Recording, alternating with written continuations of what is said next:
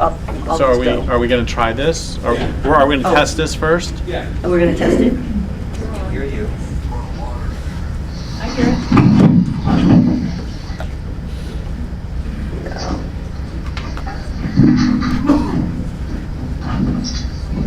No. Not even that long ago, people could navigate forests with the same sort of ease and familiarity with which people now,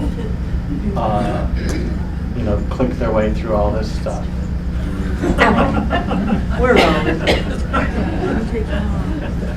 Okay, so the next person is Dr. Riki Ott, who has been a tireless and powerful activist for the oceans and the natural world more in general, and has more recently been, well, she'll tell you about her move to amend, which is one of the most important modern political movements, I think. Anyway, so she's going to start this with a presentation, and then after that we will do a conversation. That'd be great, Derek. And I am part of a national campaign called Move to Amend, and this was formed, actually I formed it as Ultimate Civics, a project of Earth Island Institute back in 2009, and then it rapidly became a national movement with Citizen United decision. And it's about abolishing corporate personhood. But I want to frame all the root of our evil is corporate personhood. Okay, so and also a mindset that allows us to be colonized to think we need to live the way we live. But we're going to get to both of that. And the way I'd like to do this is to talk about changing people's minds, because you have to change people's minds before you can change the culture and before you can amend the Constitution, okay? And I want to frame that discussion on my latest 5 months in the Gulf. And I literally came out of the Gulf like 5 days ago. And kind of all of a sudden had to put national talks together. I was like, whoa. So here we are, was Save Mythical Creatures. And we'll get back then to Move to Amend. For me, this all started when when I was 13 years old, but I'm not going to go there right now. I'm going to go to Exxon Valdez oil spill in 1989, March 24th, and this is what I saw when I flew over. And I was so traumatized by this that when we went to Valdez to refuel the plane, I was just thinking, what can one person do to fix something like this? And this thought popped into my head: I know enough to make a difference. Do I care enough? And I actually flashed back to my childhood to realize how I got to this place at this time with this knowledge. And I felt like a little chess piece on a giant board with an invisible hand moving me around.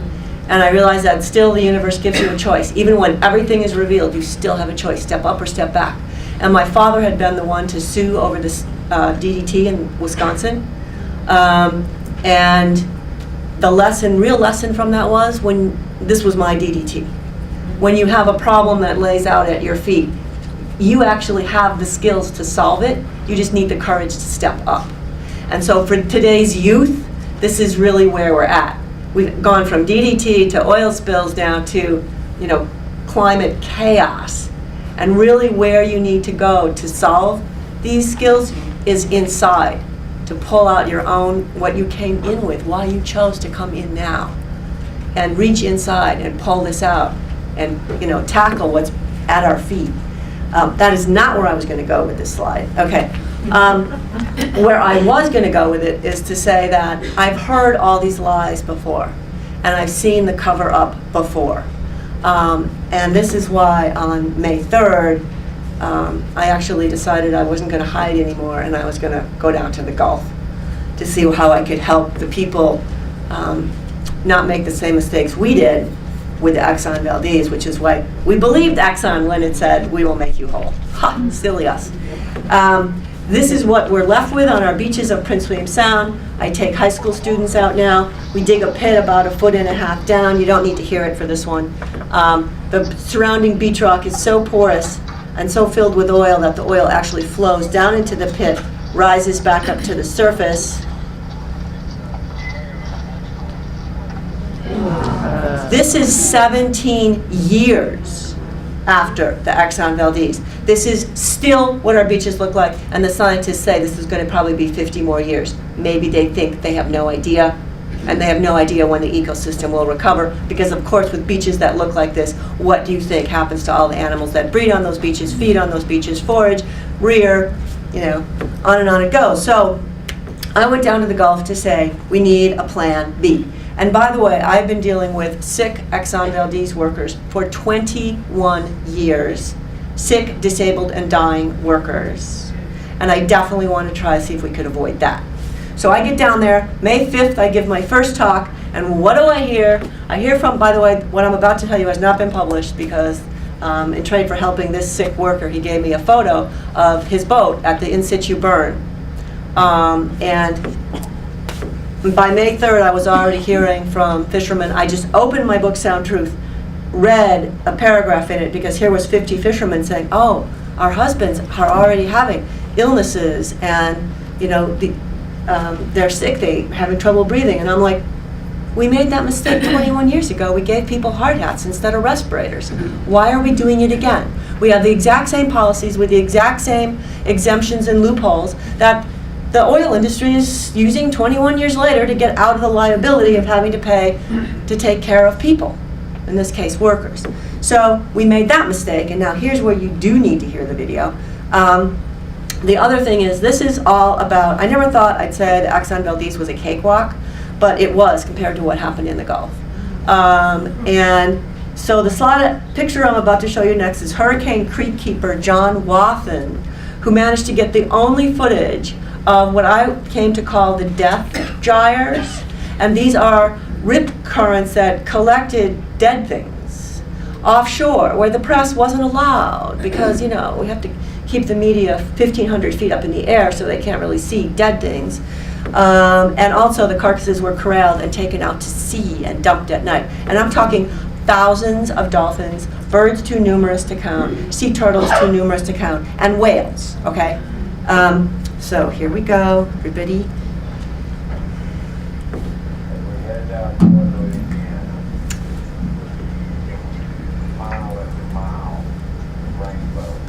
Heavy, slick oil, and then a circle appeared.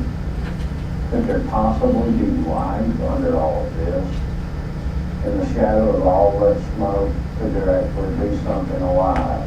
We made one more pass around ground zero and found this. There was movement in the oil. As we looked closer, we saw this pod of dolphins, obviously struggling just to breathe.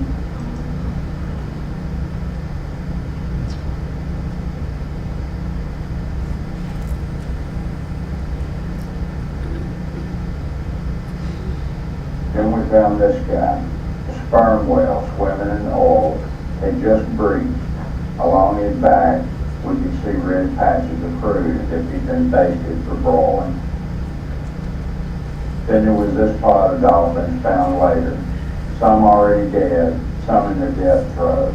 It seemed to be that they were raising their heads and looking at the fires, wondering why is my world burning down around me? Why would humans do this to me? So I think about probably just add 100 times 2 zeros to any numbers that you hear of dead things.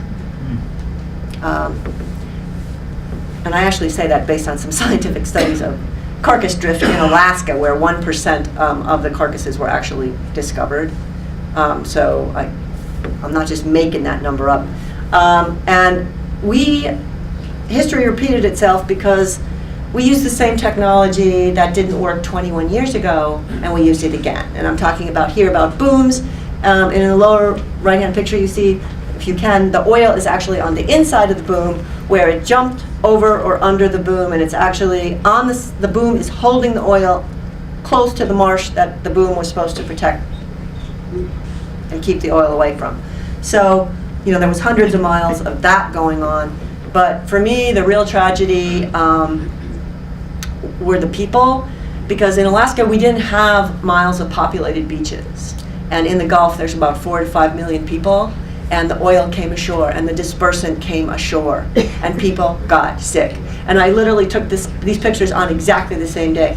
Facing in one direction, you see the hazmat workers with little boots taped, so the ocean was contaminated, they were told, and they couldn't go in it. They had to stay 15 feet away, couldn't let the ocean touch them. But the public officials had declared the beach was open for and safe to swim in, so you have little children swimming where there's dispersant and oil, and little children are sick now, but we're downplaying that, of course.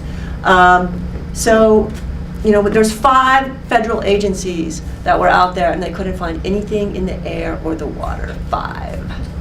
And I had no problem documenting, hello?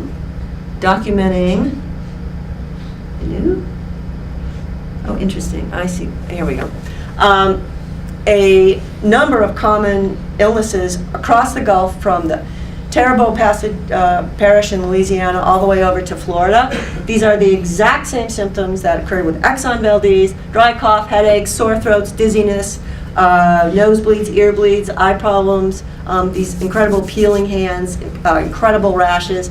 Not only is this Exxon Valdez, this is Prestige oil spill in Spain, Hebei Spirit in South Korea, Fort Chipewyan in Canada, downstream of the tar sand project, the fracking, the people who are close to the fracking in the west, in the Rocky Mountain states and in Pennsylvania. Oil is toxic to life on the planet. And this is being downplayed by our federal government and by the oil companies. This is what it looks like. I can't exactly take a picture of a cough or a sore throat. This is on visitors and residents alike. I know people who are on their 4th round of antibiotics, and nothing is changing. This is not a biological problem, it's a chemical causation. And what we have is the petrochemical industry ruling down in the Mississippi, Louisiana, and the doctors do not challenge the petrochemical industry, and they do not diagnose chemical illnesses. That's what's going on. So people are being misdiagnosed and suffering, basically, in the short term. So what I did for people was say, and I've been going back and forth across the Gulf, just giving them talks in community, and people, encouraging people, if you don't like what you're hearing, if what the government's reality isn't matching your own, what is it that you want to do? And I kept forcing the people to come up with the answers. Do you think there's a problem in the air quality? Yes. Why don't we do our own air quality samples? Why don't we do our own water quality samples? So people did that. I mean, and I'm talking about the deep South that's very colonized in mind. By the way, before this, I had a conversation with George Lakoff in February, and I told him about Move to Amend. I was all excited about it. And he goes, great idea, great idea. What are you doing to organize in the deep South? And I said, ooh, nothing. Well, I need a do-over of that conversation, okay? Because that's what I've been doing for 5 months. We cannot have a national movement without the Deep South participating. So air quality samples, water quality samples, and finally people said, I'm sick. I said, to prove it, you need to take blood samples, and people did it. They started nonprofit organizations, they raised money, and they got the $300 that people, the sacrificial ones, would need to show that the oil was in their blood at the upper 95th percentile. Delighting a ton of lawyers, I'm sure, but meanwhile terrifying residents. And so what's the official story? Okay, this is the unofficial story. Here we go, have to listen. A report out today by our scientists show that the vast majority of the spilled oil has been dispersed or removed from the water.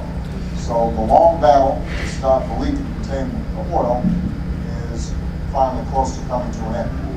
Putting out a mission accomplished banner on this, but Admiral Allen, is today a day that marks a change in what this incident is. This is the beginning of the end of a phase. I don't want you to get caught up in semantics, but it's a consequential day. I think it is fair to say that we've turned an important corner here for the people of the Gulf. We do feel like this is an important turning point. I think we are getting some good news out of the Gulf. The best news yet from the Gulf. We're not saying it's over, but I do think there is some good news today. I do think there's some good news today. It does appear that there's good news. There is good news, and there are 2 points of good news. I want to get to the end of this. So here's Some good news. It is very good. Very welcome news. Good news at a time when there hasn't been a lot of good news. And I think that's good news for the people of the Gulf. Good news for the people of the Gulf. And that's good news. It really is. Someone said aliens took over her body.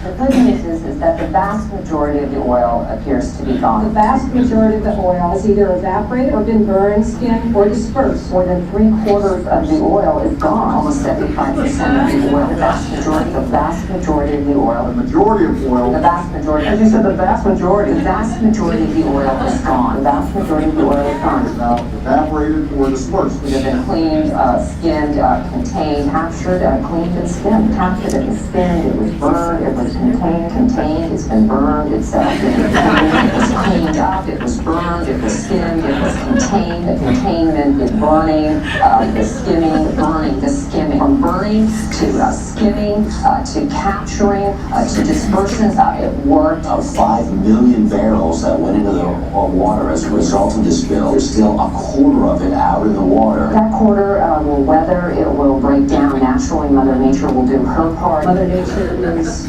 helping assist the federal effort. Mother Nature. Mother Nature is assisting here considerably. Mother Nature did its part. Mother Nature did her part. Mother Nature did a big part. As I said, Mother Nature did its part too. Mother Nature will continue to break it down. We wouldn't, and I don't think we could certainly dismiss the role that Mother Nature has played. Very encouraging, as you're saying. The vast majority of the oil was contained and was cleaned. The vast majority of the oil was contained. Vast majority that's been collected, vast majority is gone, which is fantastic news. I can tell you that is viewed, what you said today, as great news. We thank you for bringing that good news to us. The actual amount of oil out there could it be considerably more than the 26% you'd been used before initially rosy estimates? Isn't that 26% which seems superficially reassuring? 26% number is a reassuring number, isn't it? No, it's an actual number about where the oil is. It's not this isn't a reassurance document. I think the reassurance is that most of the oil is gone. What happened to the oil? Where, in fact, did all that oil go? Aliens. We continue to have very efforts to understand more about where the oil was and what its fate has been. Is it safe to say that it appears to be working well, but we don't know what the long-term consequences are of the chemicals that were put in to disperse the oil? I think that what we do know is important. One, that the dispersant did work. We already had some seafood at the White House. And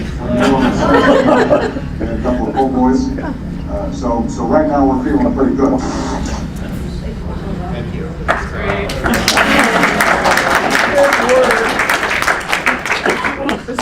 To add insult to injury, are you ready for this? This is one more slide about the official story. Oil and dispersants are not toxic because the same ingredients that are in dispersants are in Klondike ice cream bars, ibuprofen, vacuum cleaner, lip gloss, Pond's, skin repair, toothpaste, and more, says NOAA, EPA. And NOAA and BP have teamed up and they're going to 8th grade classes in the Gulf and saying they're having cocoa and they're putting it on oil in a little aquarium and they're sprinkling in Dawn dish soap and sea children, oil and dispersant. We're going to save the world. It's okay. It's okay. And to add worse, the NOAA man's name is Riki Ott. Sorry. Oh my gosh. So there's an Ott in the Gulf saying oil and dispersants are fine. So how do we change this end game? Because we certainly didn't manage it 21 years ago. And it looks like we're rapidly headed towards the same closure right now. And really the saddest and scariest part for me in the Gulf was the realization that our federal administration, this administration, Mr. Hope, has no exit strategy to get us off oil or coal. That's what my 5 months so far has shown me. So it really is all up to us. And like I said, the national movement needs a Deep South. And I went down there to help the people with a Plan B, but by mid-June, I was able to like collapse time. It didn't take people 20 years to get to where, with Exxon Valdez, it took them 2 months, okay? And by mid-June, people in the Gulf started to say to me, what's happening? Isn't this America? Why is BP in charge? And so I was able to start saying, well, our democracy has been hijacked. And people were saying, I don't care about BP's money. I care about my culture. I want my community back. And this is from a people that doesn't challenge authority, really, across the Gulf. And let me rephrase that and say it was also, I've been working with fundamental Christians, right to the right of right, conservatives, Tea Party people, oilmen, and I've had people come up in audience after audience and say, you have not said anything that offended me. So I have actually been asked to come back to the Gulf and give people some, what is this democracy training you've been talking about? And people have been saying, what can we do? And that, I kind of live for the what we can do, because we were given a form of government with 3 branches of government, and if one of them runs amok, there's a system of checks and balances, but if one branch really runs amok, it's up to we the people to fix it. So who's really run amok is our US Supreme Court. And it ran amok back in 1886 when it created the corporate personhood doctrine, corporate constitutional rights, and by that I mean humans are inalienable and we have inalienable human rights. And in 1886, the Supreme Court just made it up that corporations were also entitled to be treated equal and have constitutional protections and constitutional rights.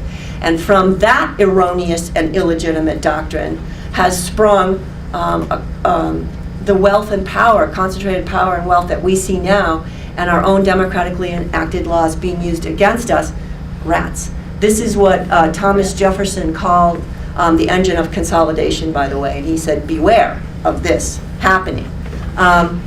So move to amend is the counter to this, and at the surface, the academic part of it is what we're trying to do. The goal here is we're about amending the US Constitution to affirm that only human beings have constitutional rights. In other words, to abolish corporate personhood, and also to rewrite another illegitimate constitutional creation, which is that money is speech. Okay, so take both of those out. Now, how are we doing that? Because it's one thing to say, let's amend the Constitution, and it's quite something to go to universities and have this very elite discussion, but what does this look like out in America, okay? So what it looks like is working from the ground up. So the local communities are our primary actors, and people oftentimes ask, well, who are you working with in Congress? Forget Congress, okay? Congress is broken, the system is broken. Why would we go to a broken system to fix it? This is about turning our backs on the existing power structure and doing what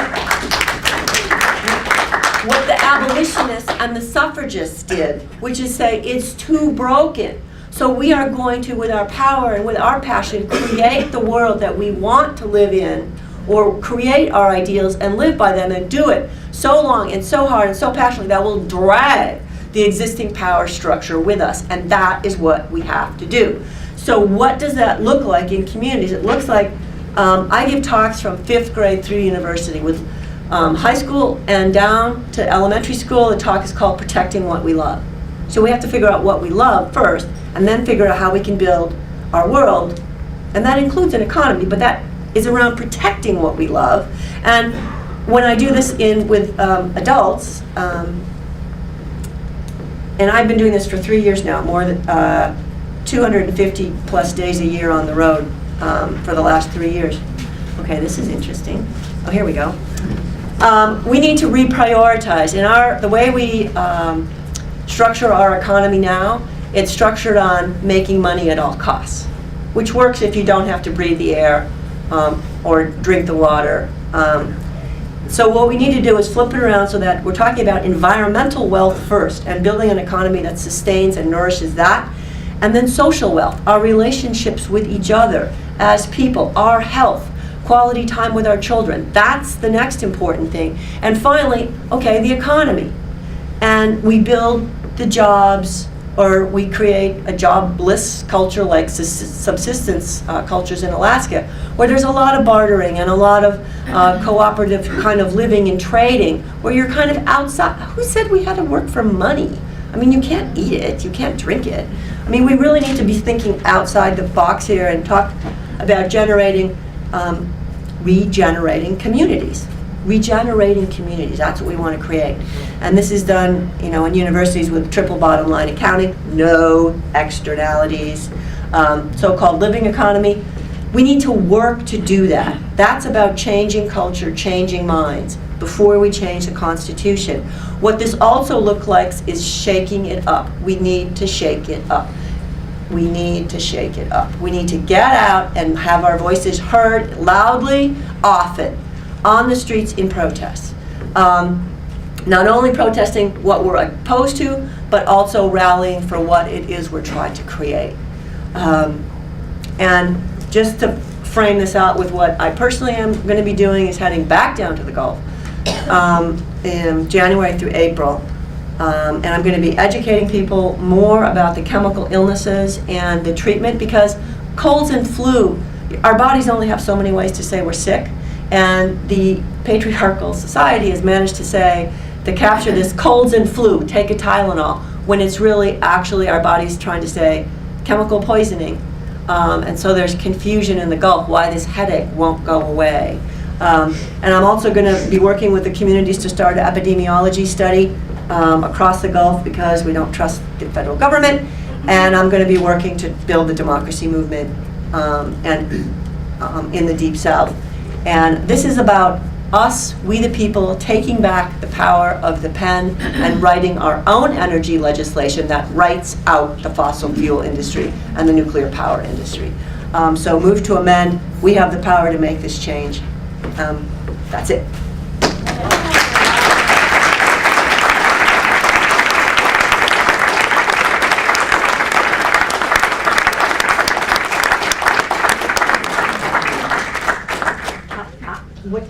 How long are we supposed to go to? How long do we have? I have this this one? quarter of June. Well, we got a little behind, so it's sort of up to you guys. I don't want to take. Okay, so I really lived to have this discussion with Derek. So do you guys mind if we run like a little bit behind? We can all have like a really fast lunch, right? We'll like another 5-10 minutes, and then we'll just push it up to lunch. Okay. She started late; it wasn't her fault. And then we had a technical problem, which No, it wasn't wasn't my your fault. fault at all. Okay. Okay. I'm gonna get a short lunch break. So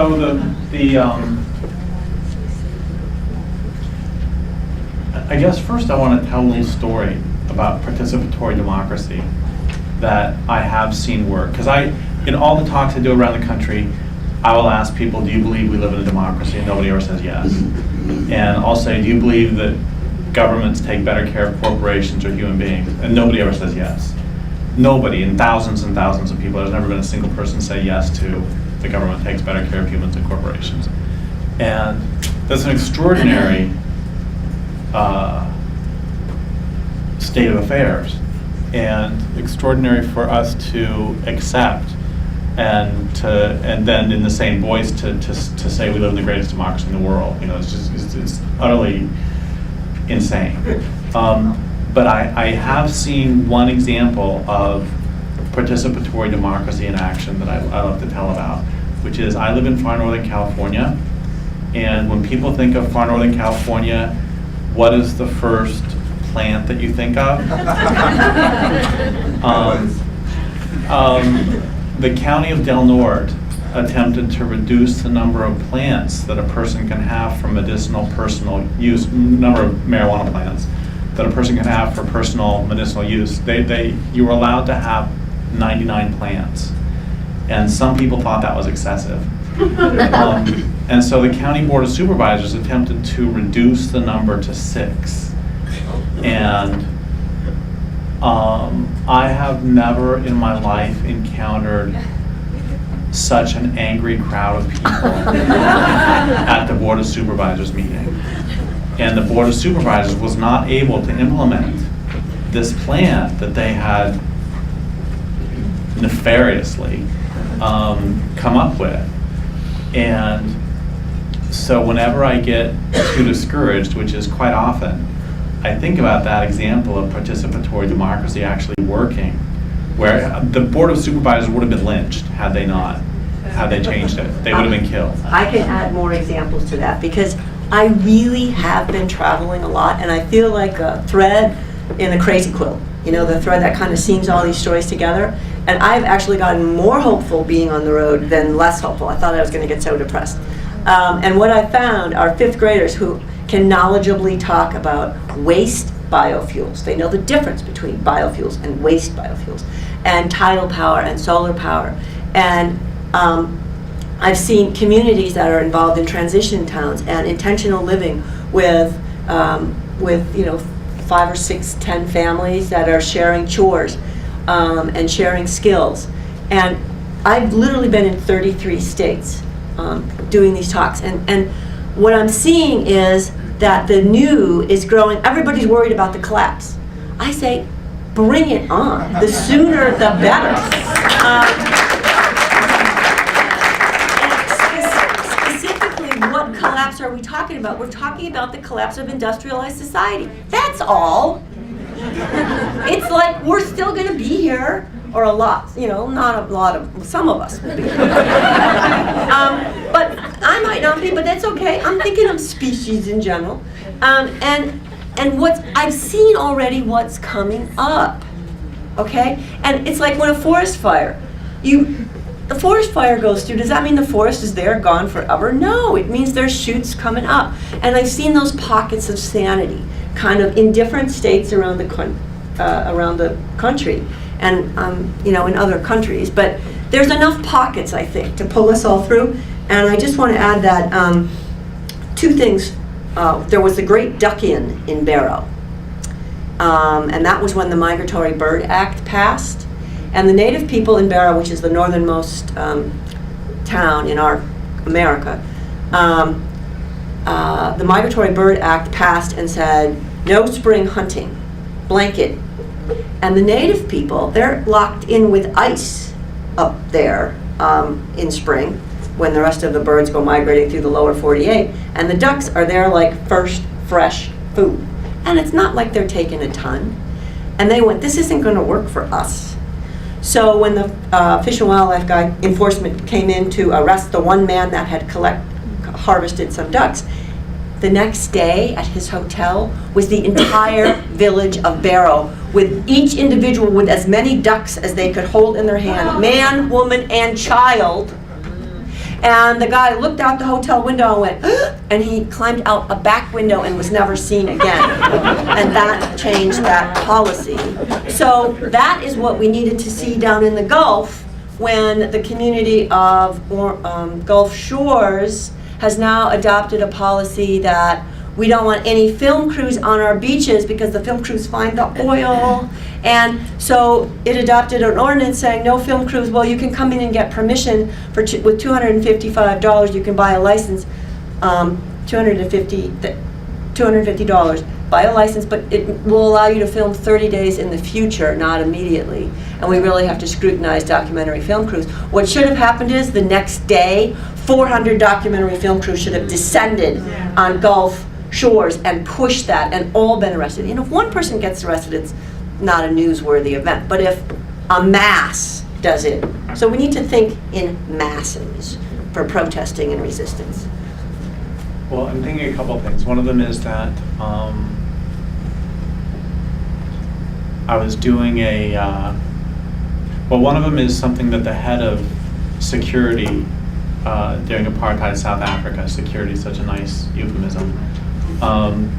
One of the things he said is that the thing that they were most afraid of from the ANC was not their sabotage or even their violence, as it was that they would get the mass of South Africans to not respect law and order as such. Because he said no security force in in the world can withstand a populace that no longer believes in the legitimacy of law and order as such. And I think that that has a lot to do with what you're talking about there. Whose law is it? In our country, it's increasingly more and more laws that corporations drive through the Supreme Court for their self-preservation and protection of their bottom line. And when I talk to fifth graders about this, I go, look, it used to be the law once that black people couldn't vote. Isn't that a crazy law now to think of that? Little kids, yeah. I mean, so that was the law. So what, and women couldn't vote. And think of that, that was the law. So what did black people and women have to do to fix that law? They had to break it to fix it. And all the little kids are like, yeah. And I actually had one 12-year-old little girl say, I can't wait until my first arrest. And I have not been kicked out of a school yet. For civil disobedience is one of the tools in our toolkit that we are given. And come on, let's pick it up and use it. And the other thing I've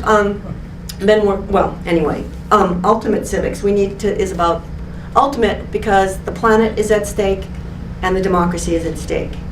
And it's up to we the people in both instances to bring in the fix. And I have a website, rikiott.com. There are PowerPoints on there so you can learn more about the evolution of corporate personhood and the demise of democracy. I'm about getting off oil, but I realize we can't, and coal and fossil fuels, we can't do that as long as the oil industry is writing the laws of the land. I mean, it's like circular here. So we need to take back the power of the pen, and that means we're going to have a little shaking it up to do that. The sooner, the better. And plant a garden, okay? Another question. Go right ahead. Which is, I was doing a talk in New Mexico a few years ago.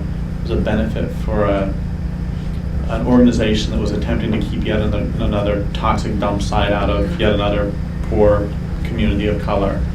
And the people in the audience were commenting that many of the police were actually their neighbors, but they were continuing to enforce the laws that were passed by those in distant places to enforce the rights of distant corporations over their community.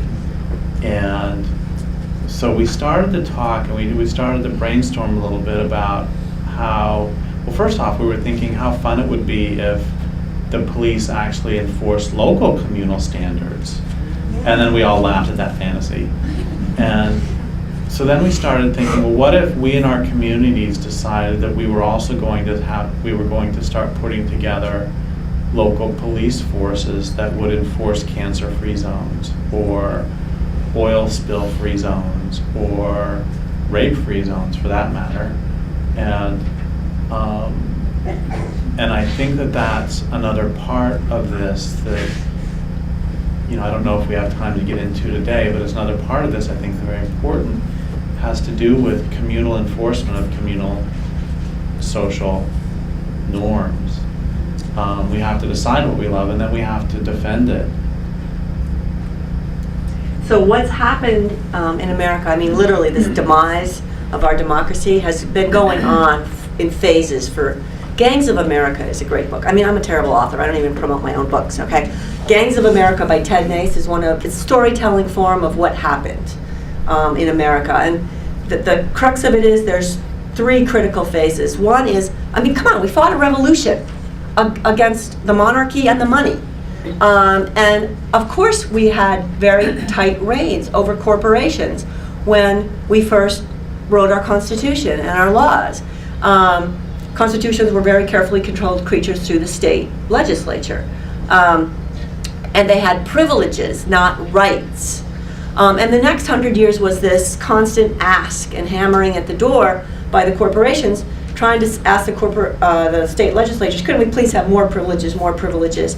And it evolved gradually into the state legislatures actually handing out rights over the next 100 years, which is kind of we're at the tail end of that, state legislatures and the Supreme Court, to now the third phase is the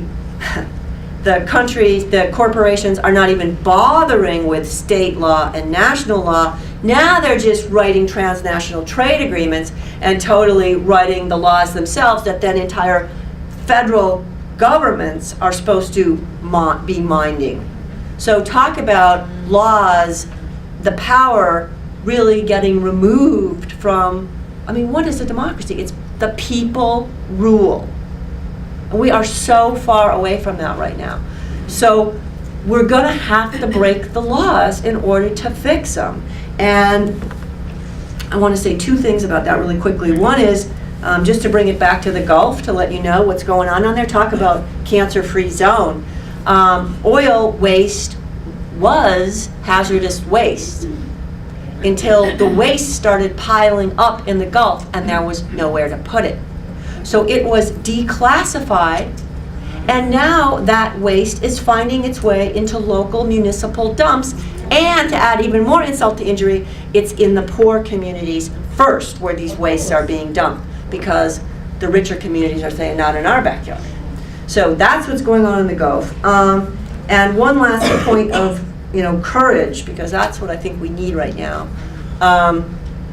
So when I attended, there was two bodies of science which came out of the Exxon Valdez oil spill. Of course, in our case, we at least had the federal government back then on our side. So it was a federal government and non-industry funded science that said there's a problem, there's long-term damage from oil, this is going to take a while, delayed recovery. And there was the industry funded science that was like Ronald McDonald, everything's happy and fine in Prince William Sound. So those two bodies of science made public in 1993 in completely separate forums, okay?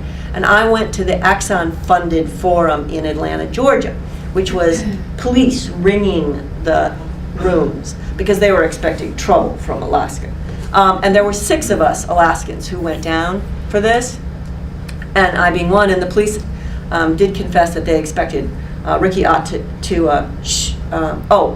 the mayor of Cordova said, will Riki Ott cause trouble?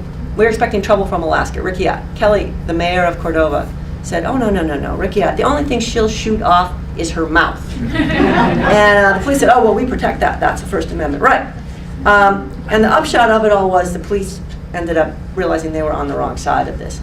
And to bring this very much longer story to a close is, at the end, when the 6 of us were standing around saying goodbye to each other because we were all on different planes, the police, who now were opening doors for us and befriending us, came and stood all around us, not threatening, but just, listening to us say goodbye to each other. And I heard one of them behind me say to another, I have never seen such a large corporation afraid of such a small group of people. When the people unite and speak with one voice, we are unstoppable. And I think what happened after Santa Barbara oil spill in 1969, when the nation rose up and said, no, we do not accept this as normal. We want more environmental protection, and law after law after law got passed. Protect the environment, protect public health, protect, we even created an environmental protection agency, which has since been captured, but never mind that. That level of outrage cannot be tolerated by corporate America. And so that was why there was such a stomping down of control of imagery in the Gulf, and still ongoing. And the jury's out because there's a lot of sick people. There are a lot of sick people. And it might be suffocated for the midterm election, but that story's going to pop out again because there's too many eyes. There's documentary film crews. So stick with the Gulf. Courage, because I am hopeful still that what happened in the Gulf can be the turning point in our transition to a better energy future. But it's going to take all of us in America supporting and knowing what's going on in the Gulf and bringing that story back up in time for the presidential election in 2 years. and say, energy transition, period. That's all. Okay.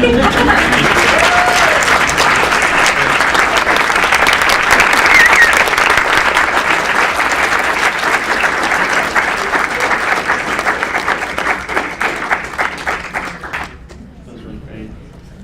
We didn't get to talk about the state of the ocean. It's terrible. The state of the ocean is terrible. Okay. Oh yeah, we were going to talk about the state of the ocean, but it's terrible. So don't take a long break, because we've got to get started with the next one since we've all on the table. Yeah, so about 5 minutes for real. 2 minutes. They could just, no break. Come up. They could just come up on the. Oh, and she has books to sign.